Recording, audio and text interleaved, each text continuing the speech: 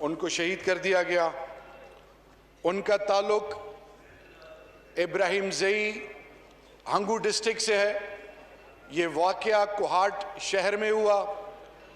Sectarian point of view से इसको उछाला जा रहा है। डिप्टी स्पीकर साहब, मुझे आपकी अटेंशन चाहिए। मैं सुन रहा हूं जी आपकी बात। सेक्टेरियन पॉइंट ऑफ व्यू से इसको मुख्तलिफ तरीके से इस्तेमाल किया जा रहा है। तो आज आपके थ्रू आईजी खैबर पख्तूनख्वा,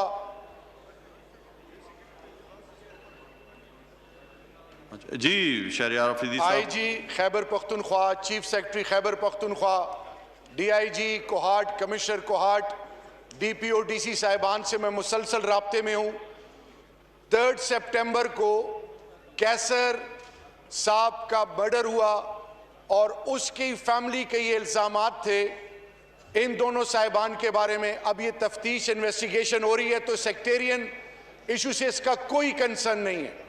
दूसरी चीज़ मैं आज ऐवान के सामने रखना चाहूँगा, सोशल मीडिया के ज़रिए और सेक्टेरियन पॉइंट ऑफ व्यू से इस मुल्क में खेल खेला जा रहा है और हम सब अल्लाह और अल्लाह के महबूब के मानने वाले हैं।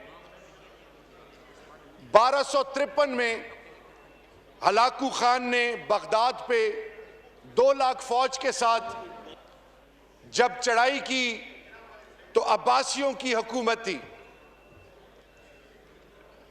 जी शहरियार, 1253 में हलाकू खान ने 2 लाख फौज के साथ बगदाद पे जब का रुख किया तो बगदाद में अब्बासियों की हुकूमत थी और उनके पास 3 लाख की फौज थी। तो डिप्टी स्पीकर साहब, हलाकू खान ने सोचा, तारीख इस तरह कहती है कि हलाकू खान ने सोचा कि मेरी तादाद कम है और अब्बासी जो बगदाद पे जो हुकूमत है ये मुझे और मेरी फौज को बिल्कुल तहस नहस कर देगी।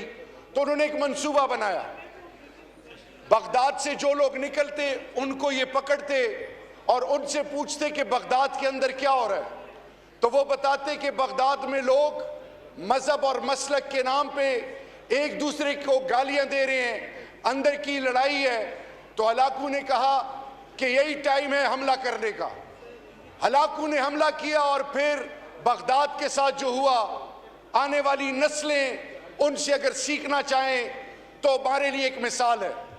इस वक्त अहले तशी और अहले सुन्नत Deoband Barelvi school of thought पे जो आग लगाने की कोशिश की जा रही है, इसमें डिप्टी स्पीकर साहब, तमाम पार्लियामेंटेरियंस, तमाम पॉलिटिकल पार्टीज, एक पाकिस्तानी होने के नाते हिंदुस्तान की पूरी कोशिश है। हिंदुस्तान जो मकबूजा कश्मीर में मुसलमानों के साथ कर रहा है, अकलियतों के साथ कर रहा है, वो ये नहीं देखते कि ये शिया है, सुन्नी है, देवबंदी है, बरेलवी है।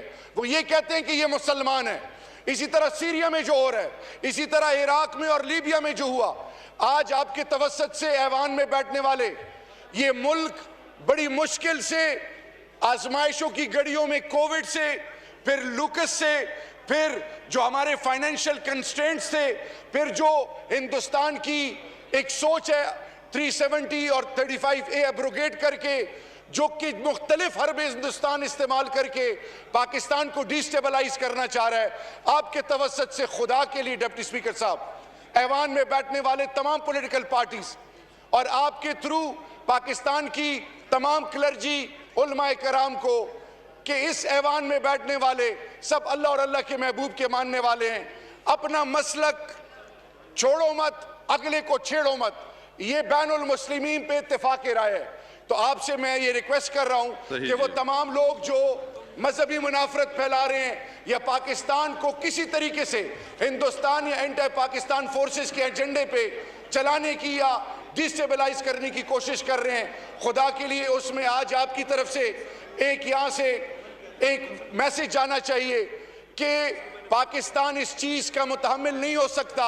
हमें एक होना है और हमने अपने बीच में शैतान को और मुनाफिकीन को पिन पॉइंट करना है और इसका रास्ता रोकना है। थैंक यू डिप्टी स्पीकर साहब। बहुत शुक्रिया जी। आइटम नंबर 3 बहस थी कल सियालकोट मोटरवे पर जो साना हुआ उस पर, तो उसमें मज़ीद बहस के लिए सबसे पहले मोहम्मद हाशिम नोतज़ई साहब।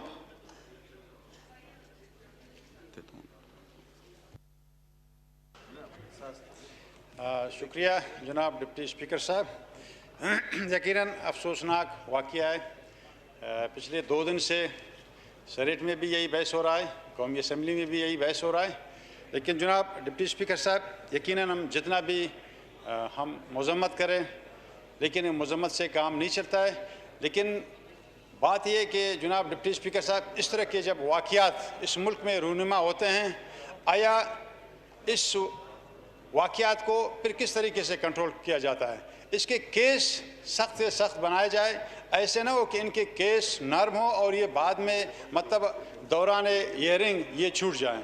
तो यकीनन काबिल मज़म्मत है। मैं बलूचिस्तान नेशनल पार्टी की तरफ से इस वाक़या के शदीद अल्फाज में मज़म्मत करता हूँ और इसके साथ साथ जो कराची में जो बच्ची का रेप हुआ उसकी भी मैं मज़म्मत करता हूँ। लेकिन जनाब डिप्टी स्पीकर साहब, मेरा ये गुजारिश है इस हाउस से, इस ऐवान से, कि इस तरीके के वाक़यात जो होते हैं, जो रूनुमा होते हैं, इसके लिए सख्त से सख्त कवानीन बनाए जाए और इनके जो केस हैं, जो FIR जिसकी मुद्दत से बनाया गया है और इसकी जो एविडेंस है, इसके केस को सख्त किया जाए। और मेरा जो तजवीज़ है, राय है कि जो कल शहबाज शरीफ साहब ने जो ये फरमाया था कि इस हाउस कमेटी बनाया जाए, इसके ऊपर तहकीकात किया जाए कि इस तरह के मुहरक़ात मुल्क में क्यों रूनुमा होते हैं।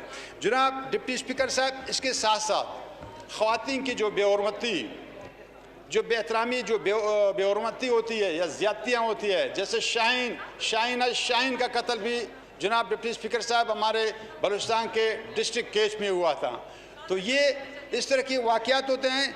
जनाब डिप्टी स्पीकर साहब, मैं आपको एक तारीख़ दोहराना चाहता हूँ। जो डेरा बुगटी में एक ख़वातीन जिसकी नाम थी शाज़िया, जो नवाब अकबर ख़ान बुगटी ने उस शाज़िया केस के ऊपर इतना उन्होंने इक़दाम उठाए, इतना यानी उन्होंने कोशिश की, लेकिन उस केस का कि बाद में क्या रिज़ल्ट निकला, कुछ नहीं निकला।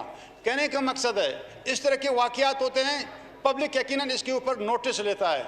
ऑनरेबल जो सारे जो हमारे मेंबरान हैं इसके ऊपर स्पीच करते हैं, अपने तजावीज़ देते हैं, लेकिन बात सर आता है गवर्नमेंट के कि गवर्नमेंट इसके ऊपर क्या इक़दाम उठा सकता है। जनाब डिप्टी स्पीकर साहब, मुल्क में जहाँ भी ख़वातीन के जो बेहरमती होता है, हम बलूचिस्तान नेशनल पार्टी उसकी शदीद अल्फाज में मज़म्मत करते हैं। एक हमारे कोयटा में BMC की बाली के लिए हमारे ख़वातीन बच्चियाँ वहाँ पे एहतजाज कर रहे थे, लेकिन जिस अंदाज पुलिस ने, मर्द पुलिस ने उनको यानी घसीट करके वन में डाला गया, इंतहाई काबिल मज़म्मत है।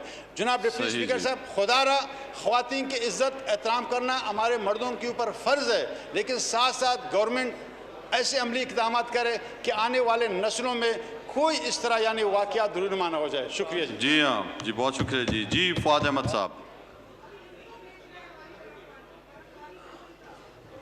जनाब स्पीकर, लाहौर सियालकोट रोड पर जो सानिया हुआ, ये सर शाजिया बीबी वगैरह अगर अपनी कॉन्फ्रेंस ख़त्म कर लें तो फिर हम कर लेंगे, या कमेटी रूम में तशरीफ़ ले जाएं।